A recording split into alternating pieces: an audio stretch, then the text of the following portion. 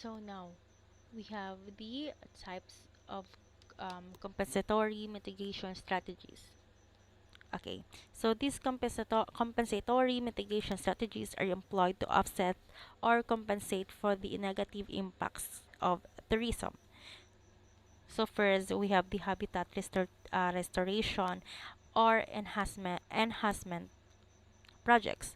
So these projects involves restoring or enhancing degraded habitats to improve biodiversity and ecosystem function. So activities may include replanting native vegetation, restoring wetlands, removing invasive species, and creating wildlife corridors to reconnect fragmented habitats. Okay.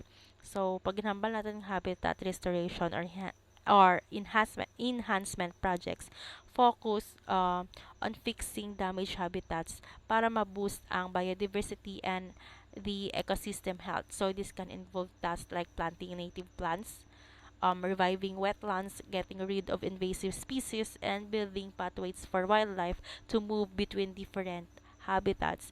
Okay, so sara amura ang habitat restoration of enhancements of or enhancement projects. So next is environmental conservation easements or land trust. So conservation easement are legal agreements that restrict certain types of development or land use on a property to protect its natural or cultural resources. Land trusts are organizations that hold and manage these easements, ensuring that the land remains protected in perpetuity. So, meaning to say, easements are legal deals that limit specific types of development or land use to safeguard the natural or cultural resources. So land trusts are groups that oversee and maintain these agreements, ensuring the land stays protected forever. Okay, so payment of ecosystem services programs.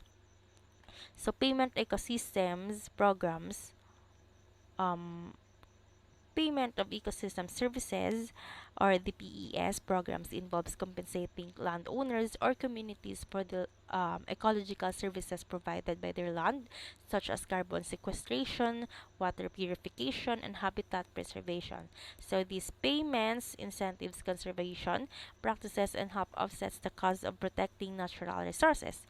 So again, payment of ecosystem services programs um, pay landowners or the communities for the environmental benefits their land provides, like clean water or storing carbon. So these payments encourage conservation efforts and help cover the expenses of protecting natural resources. So next is off-site mitigation projects or contributions to conservation funds.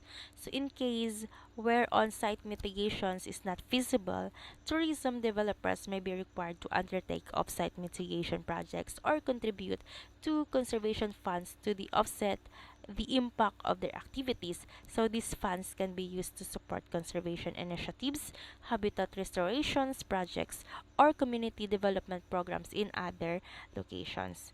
Okay, so off-site mitigation projects or contributions to conservative funds are ways for tourism developers to offset the impacts of their activities if on-site solutions aren't possible. So this might involve funding conservation efforts, restoring habitats, or supporting community projects in different areas.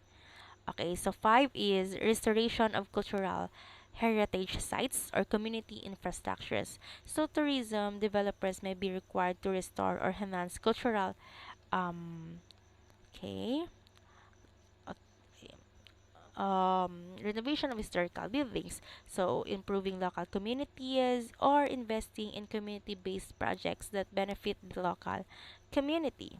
So restoring cultural heritage sites or community infrastructures um, can be a way for tourism developers to compensate for their impacts.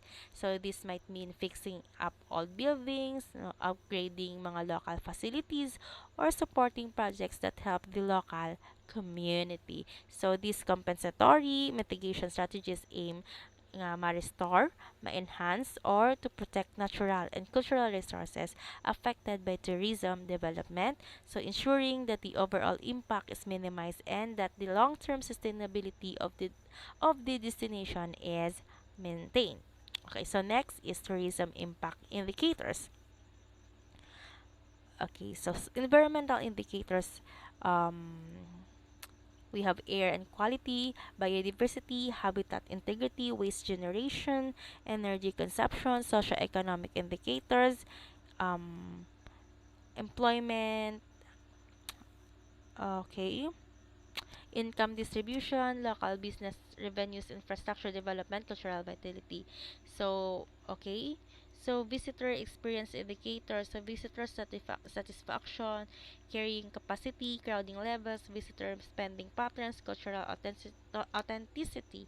So, by implementing comprehensive impact management process, employing appropriate mitigation strategies, and monitoring impact indicators, destinations can effectively manage the impact of tourism while maximizing its benefits and ensuring um, long-term sustainability. Okay, so by using comprehensive impact management processes o mga appropriate mitigation strategies and monitoring impact indicators, destinations can effectively manage tourism effects while ginamaximize na ang benefits and ensuring long-term sustainability. So, pag ginhambal natin ng environmental indicators such as air and water quality, biodiversity, habitat integrity, waste generation, and energy consumption, help track the environmental impact kang turismo. So, paghahambal natin ng socio-economic indicators like mga employment, income distribution, local business revenue, infrastructure development, and cultural vitality measure tourism influence on local communities. So, visitor experience indicators such as mga visitor satisfaction, carrying capacity, crowding levels, spending patterns, and cultural authenticity gauge the quality of the visitor experience and its impact on destinations. Okay?